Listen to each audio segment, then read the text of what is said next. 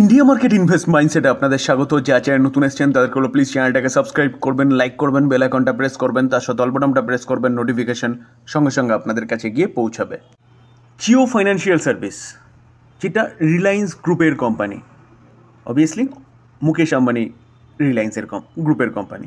তো আজকের দিনে দেখলে দেখাবে এই মার্কেটে কোম্পানিটা প্রায় 3.5% একটা ভালো আপসাইড মুভমেন্ট দেখাচ্ছে, যেখানে আর্লি মর্নিং থেকে কিন্তু কোম্পানিটা পজিটিভ ট্রেড করছিল। তো যেখানে মার্কেটের মাহল খারাপ ছিল আর্লি মর্নিংয়ে, সেখানে এই কোম্পানিটা পজিটিভ ট্রেড করছিল এবং এখনও পর্যন্ত দেখলে দেখা যাবে কন্টিনিউয়াসলি 3%-এর ওপরে ট্রেড করছে। তো কী এমন নিউজ পাওয়া যাচ্ছে যেখানে এই কোম্পানিটা এতটা ভালো মুভমেন্ট প্রেজেন্ট করছে?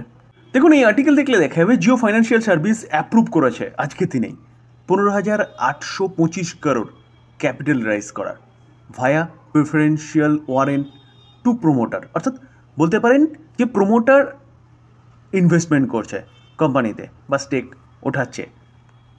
কত টাকা? 15,825 crore। তো যে কোনো কোম্পানির প্রোমোটার যদি সেই কোম্পানিতে ইনভেস্টমেন্ট করে না, তাহলে বুঝতে হবে যে কোম্পানির ভিশন অনেক দূর পর্যন্ত রয়েছে, যেখানে কোম্পানি আরও অনেক কিছু করতে চলেছে বা কোম্পানির মধ্যে হতে চলেছে। যেখানে এই জিও ফাইন্যান্সিয়াল সার্ভিসকে নিয়ে একের পর এক ভালো নিউজ পাওয়া যাচ্ছিল। কোম্পানির বিজনেস তেমন কিছু ছিল না, আস্তে আস্তে কোম্পানি ওয়ালেটের বিজনেস চালু করলো, আস্তে আস্তে কোম্পানি পেমেন্ট ব্যাঙ্ক সার্ভিস চালু করলো, আস্তে আস্তে কোম্পানি ব্রোকিং হাউসের বিজনেস চালু করলো, আস্তে আস্তে কোম্পানি মিউচুয়াল ফান্ডের বিজনেস চালু করলো, কোম্পানি IRDA এর কাছ থেকে কিন্তু ইন্স্যুরেন্সের বিজনেসও লাইসেন্স পেয়ে গেছে। তো সেই জায়গায় যদি বিজনেস সেট আপ হয়ে গেছে, এখন শুধু আগামী দিনে আরও বড় করার হওয়ার অপেক্ষায় কোম্পানির বিজনেস। তো এই জায়গায় দাঁড়িয়ে প্রোমোটার ইনভেস্টমেন্ট করছে বা বলতে পারেন স্টেক বাই করছে, তো অবভিয়াসলি কোম্পানি তো ভালো দৌড়বেই। দেখুন, এই আর্টিকেল দেখলে দেখা যাবে যে জিও ফাইন্যান্সিয়াল সার্ভিসের আজকে বোর্ড মিটিং হয়েছে এবং কোম্পানি অ্যাপ্রুভ করেছে 15,825 crore from promoter group entities through preferential issue of ওয়ারেন্টের মাধ্যমে। তো এই কারণে কিন্তু কোম্পানিটার মধ্যে আজকের দিনে এতটা ভালো মুভমেন্ট দেখা যাচ্ছে, যেখানে 10 পয়েন্ট মতন কিন্তু একটা ভালো মুভমেন্ট প্রেজেন্ট করেছে। HAL, হিন্দুস্তান অ্যারোনটিক লিমিটেড কোম্পানিটাকে দেখলে দেখাবে এই কোম্পানিটাও এই মার্কেটে কিন্তু আজকের দিনে পজিটিভ ট্রেড করছে 0.17%। তো এই কোম্পানিটা কাজ কী করে? এই কোম্পানিটা ভারতবর্ষের একমাত্র কোম্পানি যে কোম্পানিটা fighter aircraft, fighter helicopter, aerospace, drone এইসব সেগমেন্টে কাজ করে। শুধু কাজ করে না, তার সাথে মেনটেন্যান্সেরও কাজ করে। তো এই কোম্পানিটাকে নিয়ে কিন্তু একটা পজিটিভ নিউজ পাওয়া যাচ্ছে। নিউজটা কি? HAL এবং GE near finished line to power LCA Mark II with made in India engine. যেখানে ভারতের কিন্তু এটাই স্বপ্ন ছিল যে ইঞ্জিন নিজের দেশে তৈরি হবে, অর্থাৎ মেক ইন ইন্ডিয়া। তো সেই স্বপ্নের দিকে কিন্তু ভারত এক ধাপ এগিয়ে গেছে বা এগোতে চলেছে বলতে পারেন, যেখানে বলছে নেয়ার ফিনিশড লাইন, অর্থাৎ কথাবার্তা একদম ফিনিশড লাইনে এসে গিয়ে পৌঁছেছে, যেখানে LCA Mark II যে ইঞ্জিন, সেই ইঞ্জিন মেড ইন ইন্ডিয়া হতে চলেছে, অর্থাৎ ভারতবর্ষের মধ্যে কিন্তু সেই ইঞ্জিন তৈরি হতে চলেছে, যেটা নিয়ে কথাবার্তা একদম ফাইনাল স্টেজে পৌঁছে গেছে। স্যার, এটা যদি হয় তাহলে কিন্তু এটা ব্যাপক বড় অ্যাচিভমেন্ট HAL এর জন্য এবং কোম্পানিটা কিন্তু এখান থেকে আবারও ভালো চলবে। TVS মোটর সেক্টরে বা অটো সেক্টরে একটা দিগ্গজ কোম্পানি, 2 হুইলার এবং 3 হুইলার সেগমেন্টে, যেখানে কোম্পানিটা আজকের দিনে দেখলে দেখা যাবে 0.35% একটা পজিটিভ মুভমেন্ট দেখাচ্ছে। এই কোম্পানিটা আজকের দিনেই রেজাল্ট ডিক্লেয়ার হয়েছে এবং ডিউরিং মার্কেটে রেজাল্ট এসছে। তো চলুন দেখে নিই রেজাল্টটা কীরকম করেছে। আমরা কোম্পানির কনসিডারেড নাম্বারে চলে এসেছি। রুপিস কী আছে? রুপিস ইন কারোয়ে রয়েছে। ওকে, সিকোয়েন্স কী বলছে? দেখুন, সিকোয়েন্স দেখলে দেখা যাবে 6.24, এক বছর আগে 3.25, আগের কোয়ার্টারে 6.25, এই কোয়ার্টারে। আমরা যদি কোম্পানির ইনকাম দেখি, তো ইনকাম দেখলে দেখা যাবে কোম্পানি এক বছর আগে কী করেছে? 10,355, আগের কোয়ার্টারে 11,473, এই কোয়ার্টারে 12,249। তো 10,300টা 12,200 হচ্ছে ইয়ারলি জাম্প করেছে, কোয়ার্টারলিও কিন্তু 11,400টা 12,200 হয়েছে, কোয়ার্টারলিও জাম্প করেছে কোম্পানির ইনকামে। তো এবার হচ্ছে খরচা। তো খরচা দেখলে দেখাবে কোম্পানি এক বছর আগে 9,606, আগের কোয়ার্টারে দেখলে দেখাবে 10,464, এই কোয়ার্টারে 11,261। তো ইনকাম যেরকম বেড়েছে সেভাবে কিন্তু কোম্পানির খরচাও ইয়ারলি কোয়ার্টারলি বেড়েছে।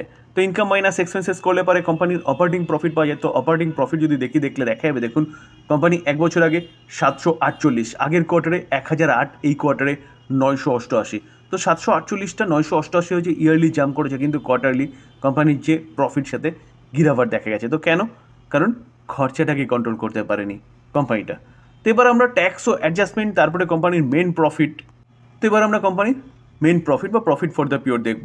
তো প্রফিট ফর দ্য পিওর দেখলে দেখা যাবে কোম্পানি 1 বছর আগে কী হয়েছে 484, আগের কোয়ার্টারে 697, এই কোয়ার্টারে 442। তো ইয়ারলি অনেকটাই জাম্প করেছে।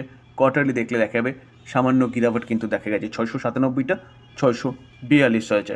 দেখুন স্যার, আপাত দৃষ্টি দেখলে দেখা যাবে নেট প্রফিট 35% জাম্প করেছে। তো ব্যাপক রেজাল্ট করেছে। রেভিনিউ 20% আপ হয়েছে, খুব ভালো রেজাল্ট করেছে।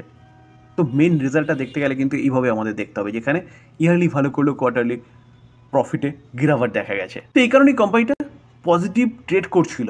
দেখুন, দেখলে দেখায় পজিটিভ ট্রেড করছিল, কিন্তু রেজাল্ট আসার পরে কোম্পানিটা কিন্তু নেগেটিভ চলে গেছে এবং আস্তে আস্তে কোম্পানিটা লালের দিকে যাচ্ছে।